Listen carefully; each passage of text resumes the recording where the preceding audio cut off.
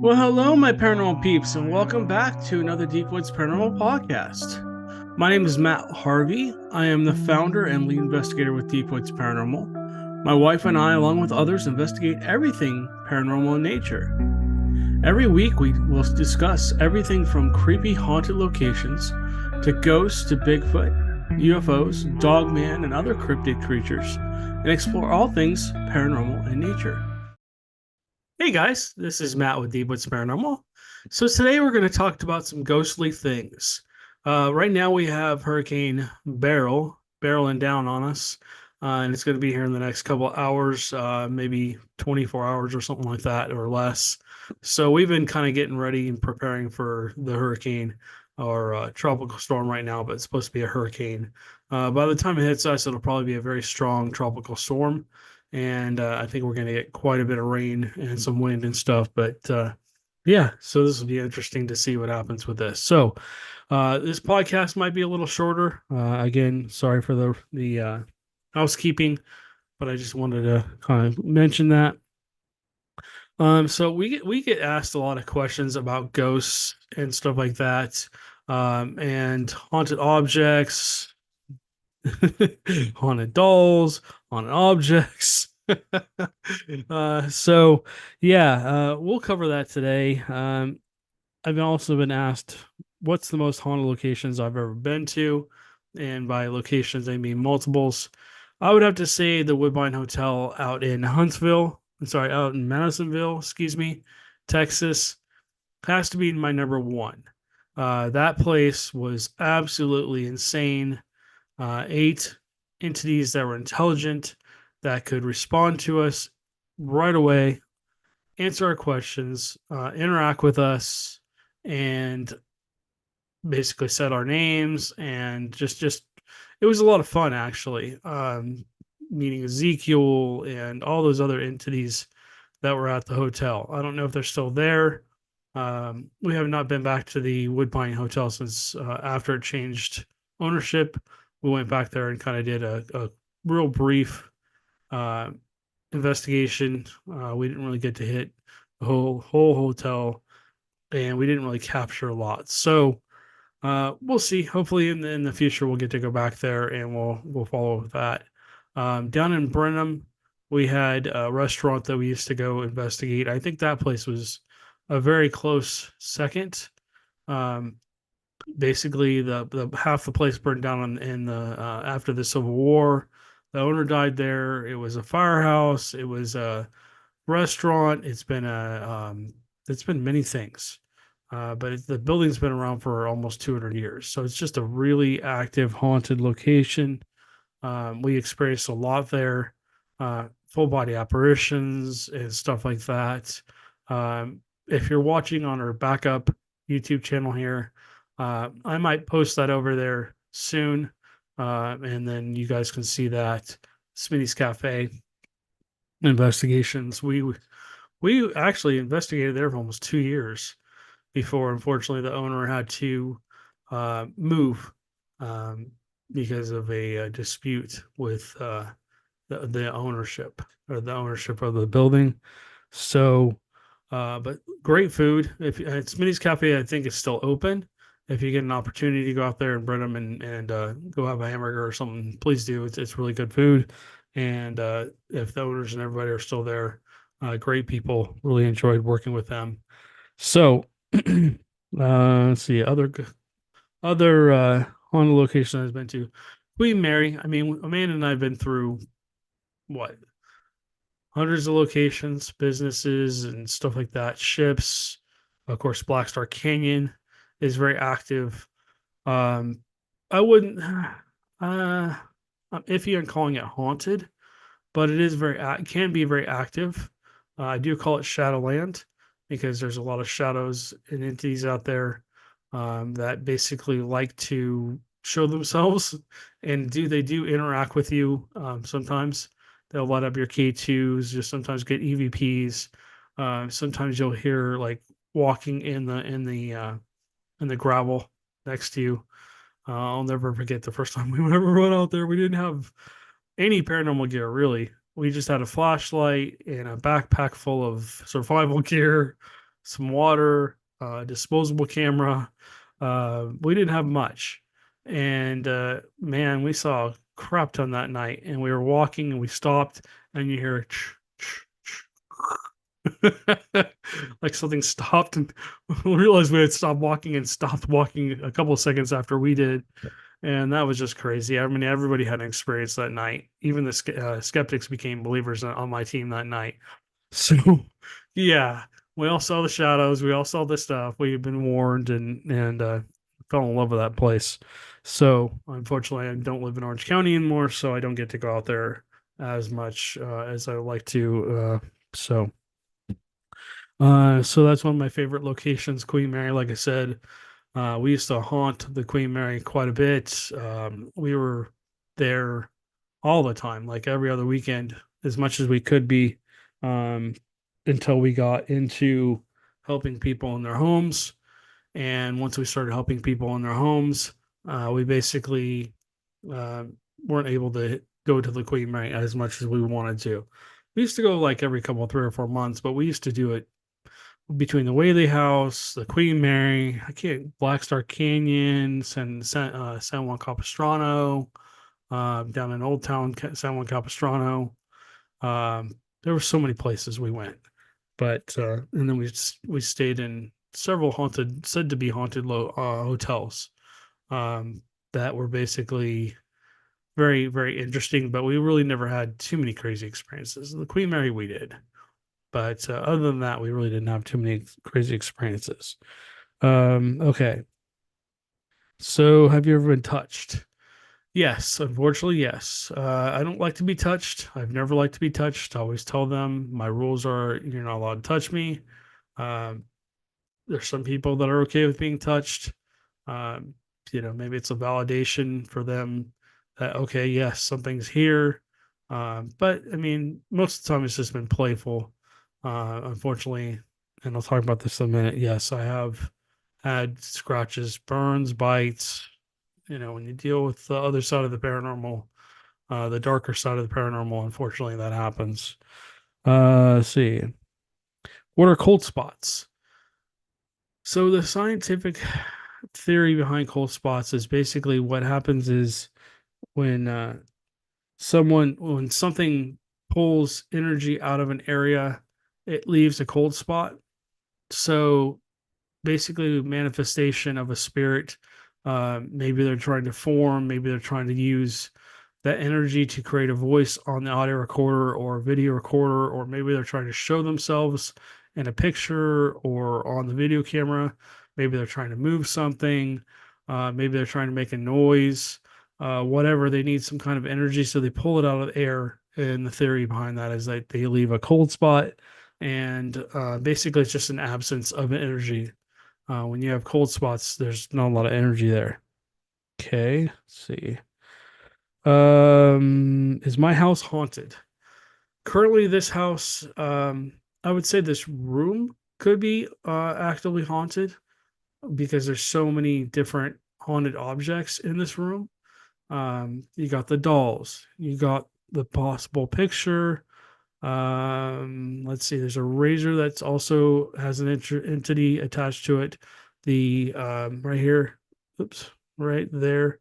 I've gone through all these before, guys. So if you guys want to go back and listen to the podcast or watch the podcast, you can do so.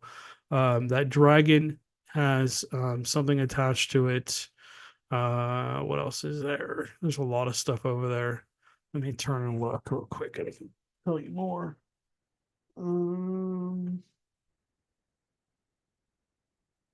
let's see what else is. Oh, the um the binoculars up there, sitting right by the angel up there.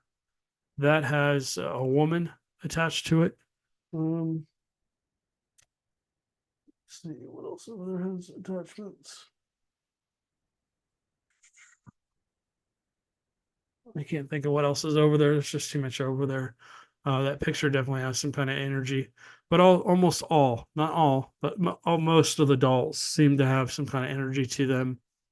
Um, they seem to have some kind of attachments, and of course, unfortunately, we've lost animals over the years, and they're cremated up in their little boxes up there.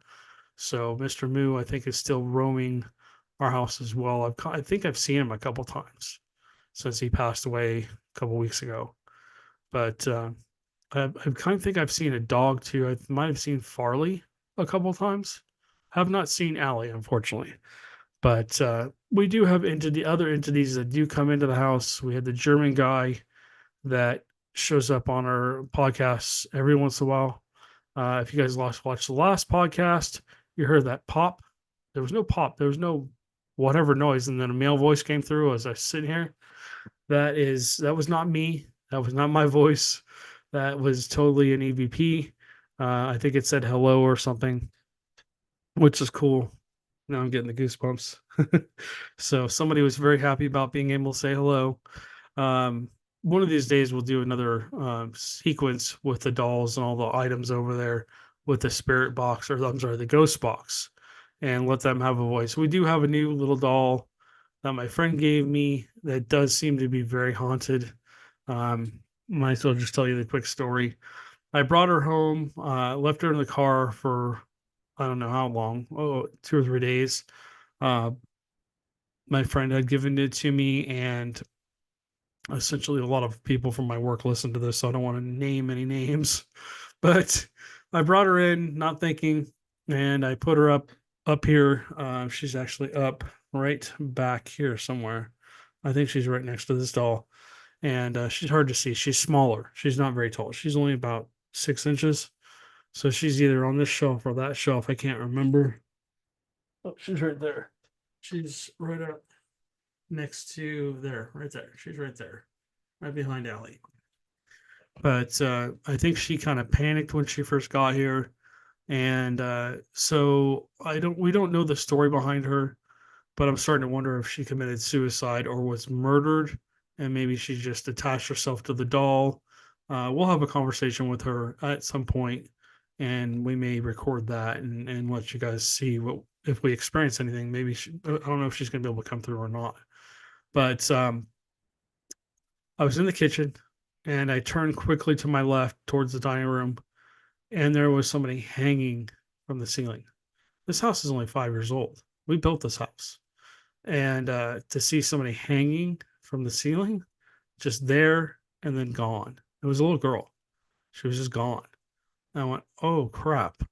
And then my friend from work basically told me that it had been manipulating his dreams and stuff like that. And now Amanda's having some strange dreams as well. So is it malevolent? No, I don't think that doll is malevolent at all. I think she's just scared and doesn't know how to interact with people yet. And we'll work with her and we'll get her to the point where she's hopefully more comfortable and feels more safe. And we'll get her to the point where maybe she can communicate with us maybe on a more regular basis, and the rest of the dolls as well. And we'll get them to the point where they all feel comfortable talking to us and stuff like that. So, but yeah, we've seen an Indian woman here when we first moved in. She was looking in the mirror and then disappeared. I could see her clearly. I could see the little girl hanging from the ceiling too. That was creepy. Um, Creepy and upsetting and frustrating and a whole lot of things all at once. Um, that had never happened before until I brought that doll into this house. So I'm pretty sure it was her.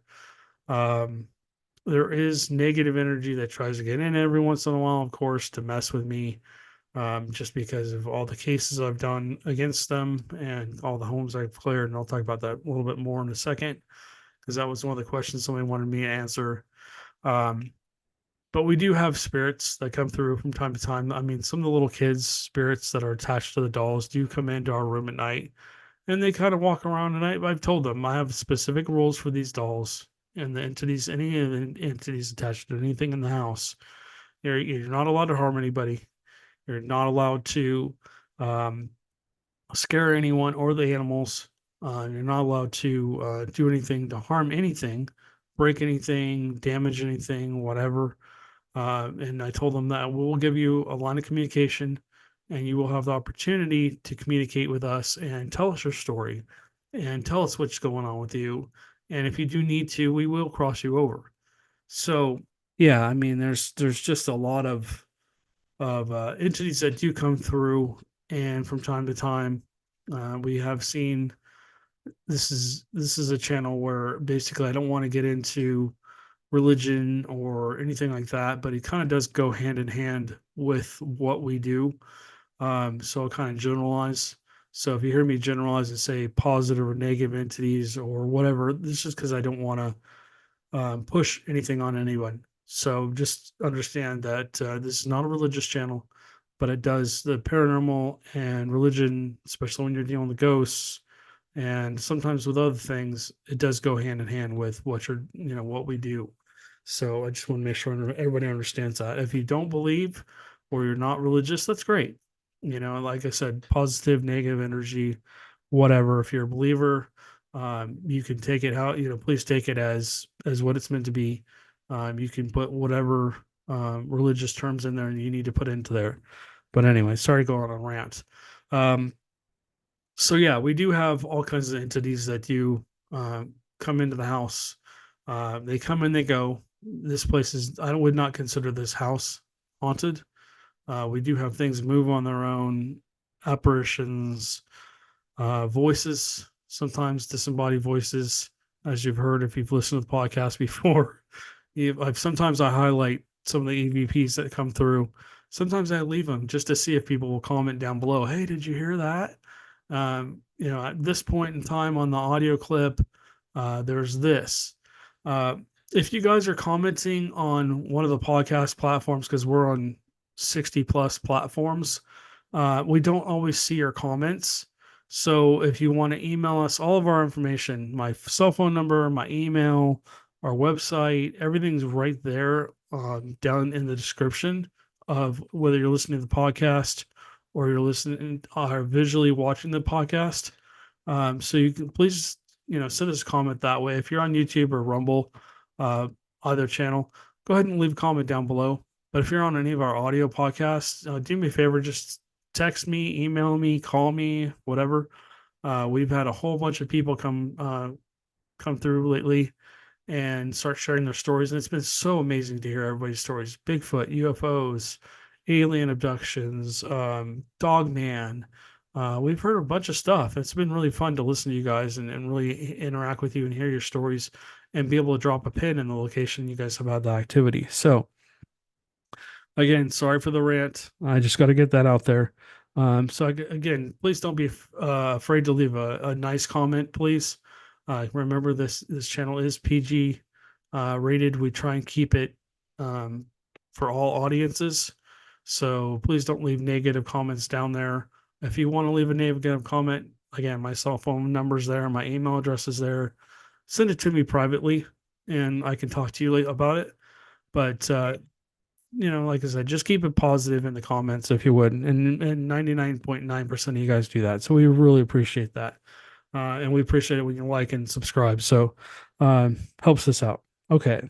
Um, do animals see dead people? I get this question a lot from people. I believe some do and some don't. Or maybe they're not as bothered. Shorty, the little Doberman looking dog that was just in here. I don't see him anymore. He ran off in the room. He definitely sees people. He freaks out in the middle of the night. He will go hide in the bathroom and won't come out. And he sits there and roo, roo, and he'll wake me up. And I get up and I look around. It's 2 o'clock in the morning. I'm like, I'm tired. I'm trying to sleep when I'm here. I'm like, okay, there's nothing. I don't see anything, but he's telling me there's something here. And so I'll look out into the hallway, into the dining room, and I'll see movement go to the left towards, like the family room area. So yeah, I mean, he does definitely see things. I think Zeus, our littlest or second littlest one, sees them. Tink doesn't seem to be bothered that much. Allie, who unfortunately is gone, she definitely saw dead people. And we'll go talk about that in a minute here because that kind of goes into my next couple questions. Have I ever lived in a haunted house? The house when we lived in Lake Forest had two very strong, maybe actually three very strong entities. What we found out as we were leaving that location is that location used to be a farm, and the farmhouse actually was on the property about, I don't know, 100 yards away from where we lived. And so there was a strong male entity, a very positive strong male entity, a very strong female positive entity. There's a Zeus right there. Like I said, he's one of the ones that sees the dead people. And then there was a little girl, and she was interesting, very intelligent. All of them were very intelligent, could interact with us and stuff like that. But yeah, that house again, I wouldn't. Yeah, I would say it was haunted. It was haunted. Yeah, definitely. We recorded footsteps. We recorded a shadow in there. We recorded balls of energy, or orbs, as people call them, plasma, essentially flying through and flying into things like the TV and other stuff. It was really weird just to see. It looked like Slimer without the slime. Um, but yeah, that house was definitely actively haunted, and those dogs, those animals. Farley didn't really react to them, but Allie sure did. And he would bark. She would sit there and bark, bark, bark. There's some holding a stink helping out of there. She would bark, bark, bark from the kitchen back into the mud room. Um, and she would not come out one day, and I had to go pick her up and carry her back in. This is about a 70-pound dog. She's chocolate lab. So yeah, I mean, she saw stuff all the time, and she was very happy about it. But Shorty reminds me of Allie a little bit. So I don't know, maybe Shorty's Allie reincarnated. Who knows? Okay. Haunted dolls explain. Yes, I do collect haunted dolls. I stayed away from them for what, 40 some odd years, and never really collected them until about 3 or 4 years ago. No, it's about 2 years ago, actually. I think I started collecting them, yeah, about 2 years ago. I got my first one and was really interesting and wanted to communicate with her. And then slowly but surely, we started going to garage sales and yard sales and the Goodwills and stuff like that, and then pick them up, and I go, no, she doesn't have any. This doesn't have any energy. And the more I'd kind of pick up different dolls, it was like, oh yeah, yeah, this one has energy, and some of them, unfortunately, they had some negativeness to them, and we don't bring negative things into this house unless it's for an emergency. And at that point in time, that will be put in a very secure location and dealt with in a very secure way so that does not end up doing something that I don't want in this house, because I don't want anything happening to my little guys. That's Mr. Binks up there. But anything happening to the animals or us and stuff like that, because I've dealt with that. I know what can happen if you bring something like that into a house. So I've been very careful with all these dolls up here, and I've really screened them. They all seem to be different personalities. Some are nice, some are just kind of laid back, some are just kind of watchful. This one here, oh my gosh, we'll have to bring her down one of these days, and we'll have her. You guys watch her eyes, watch you. It's the creepiest thing. She just seems to be like more of a watcher. She watches everything that goes on. I think she's pretty happy. But there's some other dolls up there that are a little bit more mischievous. Now the Howdy Doody doll is not mischievous. In. He's not even haunted, or it doesn't have an attachment that I know of at this point. But most of the rest of them up there do. So yeah, I don't think I'm gonna collect too many more haunted dolls. I just enjoy them because I think they're kind of interesting. And at this point in my career, I wanted to try something different.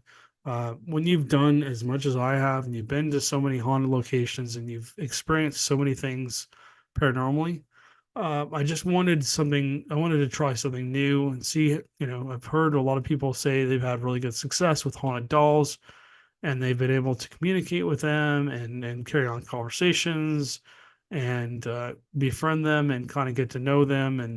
And my religious people in here are going, you're nuts, you're crazy, what the hell are you thinking? So yeah, I know, I'm sorry, but when you get a lot of crazy comments in the comment section down below, well, so anyways, that goes along with haunted items. I think that razor that old razor has definitely has an attachment. I know that the dragon does. We got that the gentleman that just passed away, and that's a really cool dragon. I've shown it before. Again, you guys can go back and watch those videos if you don't remember which one I'm talking about. Um, but yeah, I mean, almost all that stuff up there has some kind of attachment. Now, a lot of it doesn't. It's kind of mixed and matched. So the top shelf is not the top shelf. Top shelf is the dolls and the animals. Second shelf down is basically a lot of the haunted items. Excuse me, I can't talk. And the third shelf is definitely haunted items and stuff. So I will get it better. We just ordered some new lighting for under there. I had some lighting for under there that lit up, and unfortunately, they didn't last very long. Unfortunately, we got lights that didn't stay on for very long. Middle of the podcast, they would just go off. But anyways, almost everything on that shelf kind of um, tells my paranormal journey, if you will, starting from like ghost hunters and all that fun stuff. So, okay, have I ever performed an exorcism? Yes, I did. I walked into it not knowing I was going to be doing it. I've talked about this many times before too. Called in a priest to help somebody. Um, was just there mainly going to be an observer and didn't think I was going to participate at all. I'd never really read up on exorcisms or done anything, had anything to do with them. And so the whatever that entity was extremely strong. And I'm pretty sure I know who it was now. But as I was sitting there, I mean, crazy crap. I mean, from the angels appearing behind him to his face turning black to his voice changing to the room going to freezing cold in the middle of the summer to the priest walking out on us because he got scared and handed me by his Bible and said, "Here, just continue to read this and you'll be fine." And 2 hours later, I had to end it because I didn't, I just, I was all, we were almost there. We were almost there.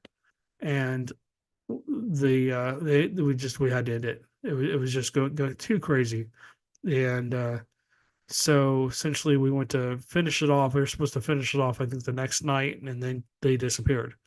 The guy and his girlfriend disappeared. So not sure exactly what happened, but I definitely, while I was doing the exorcism, I definitely had um, visions of things that he had done, and they were not good. I'm not going to go into them, but anyways, yeah, it was the first and last. Hopefully, I will ever have to perform. Maybe in the future, I'll be better prepared, but I don't really like that. Um, After I did that exorcism, oh my gosh, I now have a target on my back. So I'm constantly under attack from things that I can't see. And it's a little scary, but I'm used to it now and I'm more focused, basically more well protected. So they really can't do too much to me. But yeah, they demons do not like me. So do I bless homes? Yes, I do bless homes. I go through and bless them. And if you're in Texas here and you're going, oh my gosh, I need his help and blah blah blah, and or I know somebody that needs his help, how much does he charge? How much does all this cost? And what's the fee for doing all this? Guys, we don't charge people. If it's a case where we, have to travel more than about 2 or 3 hours to get to you, we might ask you to help us out with a little bit of gas money or something. Maybe, maybe make us dinner when we get there, or if we stay the night, maybe you make us breakfast or whatever. But we don't charge for our services. Um, we basically just, we're in it for the research and, you know, so I mean, I've been doing this, God, 30 some odd years now, and we've never charged anybody for anything. We've gotten donations from people that wanted to help us, and we were very grateful.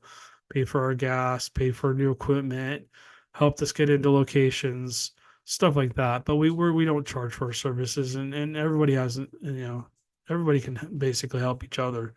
As I always tell people, just pay it forward. if we help you and you have an opportunity to help somebody else, then please do. So, um, what did I experience as a kid? What got me into the paranormal? Let's see. The, this is kind of a tricky question. I didn't really, I didn't really want to get into the paranormal. As a kid, I started out as just seeing spirits like they were you and I. I couldn't tell the difference. I had no idea what was going on. Growing up in a Catholic home with a dad that isn't into the paranormal, isn't into ghosts, didn't really believe. Um, Essentially, it was very hard to explain what was going on, what I was seeing, and yeah. So I don't know when I stopped seeing them as like solid people, but it had to be around my between 6 and 8, and then it basically got to the point where they started antagonizing me and like opening and closing closet doors, pulling pillows out from under my head as I was sleeping, trying to pull me off the bunk bed from the top bunk of the bunk bed. If you've seen the movie Sixth Sense, where he has a sheet fort and some silhouette walks by, that's happened to me. I totally, I totally experienced that. And then cold spots and shadows darting around the room. And then as I got older into my teens, I essentially started to experience um, full body apparitions again here and there, and basically started to. I was just terrified of it. I didn't know what to do with it. Hearing them talk, I could hear them talk, especially as a kid. The whispering, the the stuff you see on movies. That's I've experienced that. It's real. At least to me, it is. Some of you guys are going, God, this guy's nuts. But yeah, I mean, those are my experiences. I can't change them. I can't tell you they're not real. To me, they're real. So I know we have both sides of the spectrum on this channel. We have believers, non-believers, and people on the fence. So, like I said, you guys got to experience things for yourself, um, and make up your own minds. Don't let anybody else make up your mind for you. I know you guys come on here to listen to hear my stories and stuff, but you guys really have to experience those things for yourself. Um, so yeah, as I got into my later teens, the tormenting pretty much continued. Um, Basically, they constantly scared me, and when we finally moved to a place called Lake Forest, I'm sorry, Laguna Hills, my dad built the house, and as we were building the house, this crazy stuff happened. Stuff, not to me, but to the workers that were building the house. Things would move on their own. Things would disappear and reappear in different places. They come back and find things rearranged and stuff like that. And then, um, as time went on, we moved in, and the house just had this heavy, thick feeling to it. And I started basically trying to figure out what's going on. I had friends come spend the night, and we'd see things or experience things like footprints coming through the ceiling, and essentially, they would never come back. We'd hear walking up in the attic, and my dad basically built that house, with put every last penny he could put into it. He screwed the floorboards down. He also glued them so that house never made a squeak. I mean, that house is beautiful, and unfortunately, my parents lost it because the economy fell apart. But so yeah, I mean that house was very oppressive. Scary crap happened. I mean, I'd spent a lot of time by myself in that house where things would happen, like things sound like something was banging around in the attic, and the dog, that was Ashley. We don't have Ashley's ashes here, but Ashley would look up at the ceiling and start growling, and so essentially she would just start growling, and then boom, boom, boom, boom, boom, and finally got to the point where I started going up into the attic with my dad's old Handycam, big VHS cassette tape video recorder. And some of you are not probably old enough to remember what that is, but look up VHS Handycam, and you'll see how big that thing was. It basically sat on your shoulder, and some of you are. And then he had a little cassette tape because he used to dictate for his secretary. And I went up there one day and recording audio, and just by myself, nobody in the house, just me in the attic, in the pitch black. um, being stupid, trying to figure out what was going on. And what was I, 19 at that time? And so essentially, yeah, I got some kind of voice on there. And I switched out my dad's cassette that he had recorded for his secretary for blank tape. And he comes running into the room the next that Monday morning. He's like, "What's this?" I'm like, "What are you talking about?" And he was holding the audio recorder. I'm like, "What?" He wouldn't tell me. He just shook his head and walked off angry. And so there must have been something pretty interesting on there that basically, yeah, I mean, yeah. And I had a lot of scary experiences in the house. That house was, I hate to use the word, it was negatively haunted. Let's put it that way. Amanda experienced things too. A lot of people experienced things that shouldn't have happened in the house. Then when I basically met Amanda in high school, our senior year of high school, um, I was scared out of my mind that day. And I called her, and she, getting by myself in the house for the weekend. And she comes over, and she didn't come into the house, but she told me, "Come out, let's talk about it." She calmed me down, and we looked up, and we literally saw the blinds, the wooden blinds, go like this, like something just like peeked out. You could see something standing up in my brother's room. And I'm like, "See, I'm not going back up in there." And she said, "Well, you got to go face that." And she grew up with the paranormal too. And so she's like, you gotta go face that. You gotta face that down. And then that's when I slowly but surely, with her help, turned my fear into curiosity. And then from there, basically got into um, where I am now. So that was, God, what was that? God, 30, yeah, almost 30 years ago. So, um, yeah, I mean, just crazy, 29 years ago.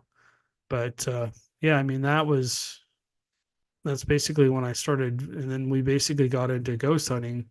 Um, when Ghost Hunters came on, we were already basically, when we started dating, we started going to, like I said, and when I first started this conversation, we started to go to explore different haunted locations, the Queen Mary, um, the, what is it called? The Whaley House in San Diego. We go up to LA. We would meet with different people and stuff like that. One day somebody goes, "Hey, you should they saw the show Ghost Hunters, and they're like, "That's what you do. You should do that." And so I'm like, "Yeah, that's interesting." So I started finding other people that were more interested in becoming sorry, I think it's starting to rain. I found more people that were interested in essentially doing what I was doing, ghost hunting, and trying to figure out what was really going on. And the more I did the research, the more I kind of got hooked, and we started helping people in their homes. And we became the California Ghost Hunters, and then we became a TAPS family member team, and then we were just off to the races. 30 people. We had almost 30 people. We had people answering phone calls. We had people. Um, we had three different teams. Sorry, stinks being loud. Three different teams going out to three different locations on Friday and Saturday nights, and then basically turning around and delivering the evidence, if we had any, back to the clients. And we debunked like 99% of stuff, but we still ended up with some stuff sometimes. And so we helped, thousands of people, and we were just going, going, going. I did that for what, 13, 14 years. And then I just, pretty much everybody on my team basically burned out, and I burned out too. So come here, T. Yeah. But yeah, so then basically I went off on my own, started doing tours of Black Star Canyon, God, what is it? Um, San Juan Capistrano. We started going up to the Suicide Bridge up in Pasadena and the Grand Canyon Caverns. And then basically I kind of recruited my friend Chris, who had been on a tour with me, to continue with me, and then I gave it to him after that, and then basically we left California after that. But then we moved here, and we weren't going to do any of this, and we were going to kind of change our focus mainly to Bigfoot research. But then essentially we started getting calls for people. We had left cards at people's businesses, and they started calling us. And so we went out to check out their location, and sure enough, we came across really cool people, really cool locations, and we got right back into ghost hunting. But we also do a lot of Bigfoot research too, and we do UFO research and stuff like that. So the more I do the research, the more interesting it gets, the more questions I have, and again, especially with Bigfoot and UFOs and stuff like that too. I'm very careful with my UFO research and the cryptid research too, like Dogman and stuff like that. So I've heard a lot of bad stories about Dogman, but who knows? I mean, they could be as docile as Bigfoots. They could just have a bad rap. So anyways, guys, I appreciate you guys listening. I appreciate you liking and subscribing to the channel. God, I can't talk. It's about time to get out of here. So yeah, if you guys want to leave a comment down below, tell us about your story. If you want to come on the channel, please do. Please send me a message. Either text me, email me, call me, go on our website. All this is down below in the description, and let us know. We've had a lot of contact with a lot of you lately, and we're so grateful for you guys that have come forward and told us your stories. It's been a lot of fun to hear you. We were supposed to have someone come on and talk about their alien abduction stories, but unfortunately, I think Big Brother's messing with my computer because I couldn't get her onto our platform for some reason to record the show. So that's why you guys are sitting here listening to me rumble and stuff like that. So, anyways, you guys stay haunted, and hopefully we won't be blown away by this hurricane. And we'll be back with you guys next week. All right, you guys have a good one, and we'll catch you on the next one.